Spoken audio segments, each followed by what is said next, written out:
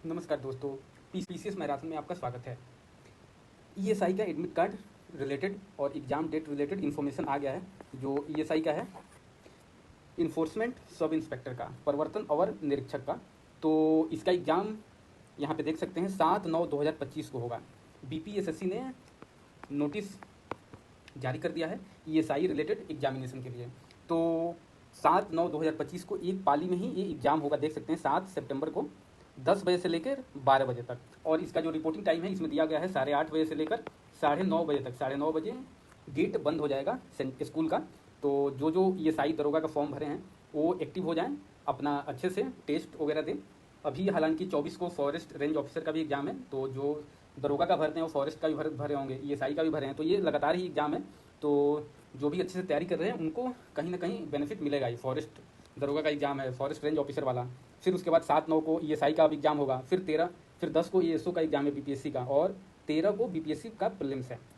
तो अच्छे से लगे रहिए क्योंकि एग्ज़ाम ही एग्ज़ाम है आगे। तो इसमें देख सकते हैं ईएसआई का एग्ज़ाम 7 सितंबर को होगा। 7 सितंबर को एक ही पाली में होगा। और इसका ये भी दिया हुआ है कि एडमिट कार्ड कब जारी किया जाएगा। इसका एडमिट कार्ड आप बीपीएसएससी के साइट पर जाकर ट्रांसपोर्ट डिपार्टमेंट के टैब पर 22/8/2025 से डाउनलोड कर सकते हैं। 22 अगस्त से डाउनलोड आप कर सकते हैं इसका एडमिट कार्ड। और इसके लिए आप जैसे भी पढ़ रहे हैं, अब लास्ट टाइम में है कि आप जितना रिवीजन कर सकें। इसकी क्या स्ट्रेटजी होनी चाहिए, क्योंकि प्रीलिम्स में इसका ये प्रीलिम्स होगा ईएसआई का। तो इसमें जीएस ही होता है, एक पेपर 100 क्वेश्चन का GS plus mental ability test होता है। मेंटल एबिलिटी में मैथ और रीजनिंग होता है। तो इसमें क्या है कि बहुत कम पोस्ट है, इसलिए आपको अच्छे से मतलब जितना मैक्सिमम मार्क्स कर सकते हैं उतना आपको लाना पड़ेगा। तो इसके लिए जो स्ट्रेटजी है, क्या स्ट्रेटजी होनी चाहिए, इसके लिए अब क्या है कि बहुत कम ही टाइम बचा हुआ है। आप देखिए तो अब इधर किसी का फॉरेस्ट रेंज ऑफिसर का भी एग्जाम होगा, और कोई अगर मेंस दे रहा होगा एक्साइज दरोगा का, उसका भी है 31 को। फिर 7 को ईएसआई का हो गया, 10 को बीपीएससी एएसओ का हो गया, और 13 को बीपीएससी प्रीलिम्स का हो गया। तो ये क्या है, प्रीलिम्स ही है सबका। तो आप जो भी पढ़ रहे हैं अच्छे से पढ़िए। ऐसे कीजिए कि आप रिवीजन अच्छे से कीजिए और टेस्ट लगाइए। टेस्ट में अगर आपको कहीं भी रॉन्ग होता है या मिस्टेक होता है उसको दोबारा पढ़िए कि क्यों गलत हो रहा है। तो लास्ट में यही सब, आप जितना रिवीजन कर सकें, रिवीजन आप जितना कर सकें। और हफ्ते में 2-3 टेस्ट जरूर लगाइए, हफ्ते में 2-3 टेस्ट जरूर लगाइए फुल लेंथ, जिससे मालूम चलेगा कि आपका पढ़ा हुआ कितना मतलब काम कर रहा है। और करंट अफेयर आपको 1 साल का होना चाहिए, लेकिन कम से कम 10 मंथ का आपको करंट अफेयर अच्छे से आना चाहिए। तो इसके लिए मैं स्ट्रेटजी जो बता रहा हूँ आप वही कीजिए। एक तो लूसेंट अच्छे से पढ़िए। एक तो आप अपना नोट्स बनाए होंगे, जो नोट्स बनाए होंगे उसी को अच्छे से रिवीजन कीजिए। नहीं तो लूसेंट जो पढ़ रहे हैं लूसेंट को अच्छे से आप लोग पढ़ते जाइए।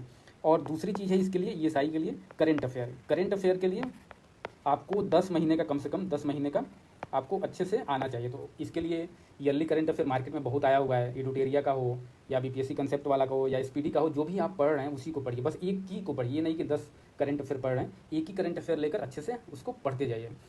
और तीसरा है कि मैथ प्लस रीजनिंग का। मैथ और रीजनिंग का क्या है कि जो भी बीपीएसएससी के द्वारा एग्जाम कंडक्ट कराया गया है दरोगा का, उसमें जो पीवाईक्यू है उसी को सॉल्व कीजिए और उसी से रिलेटेड आप मैथ का फॉर्मूला याद कर लीजिए, उसी को लगाइए तो हो जाएगा। और जीएस के लिए भी जो पीवाईक्यू आया हुआ है, जो दरोगा का हुआ है, वो कर लीजिए। अगर आपको दरोगा का पीवाईक्यू नहीं मिला है तो आप हमारे टेलीग्राम ग्रुप ज्वाइन कर सकते हैं, वहाँ से आपको पीवाईक्यू बिहार दरोगा का जो हुआ है उसका आपको मिल जाएगा।